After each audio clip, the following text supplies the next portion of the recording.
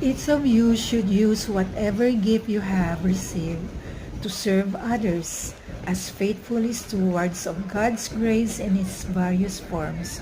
From Ephesians chapter 6 verses 7 to 8. Heavenly Father, thank you for the unique gifts you have bestowed upon me.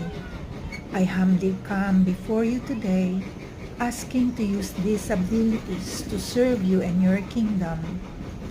Guide me to identify where my talents can best be used to bring glory to your name, to uplift others, and to share your love with the world.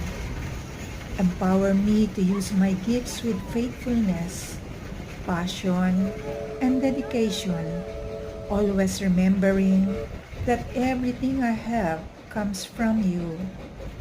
This I ask in the mighty name of your Son, Jesus. Amen and amen.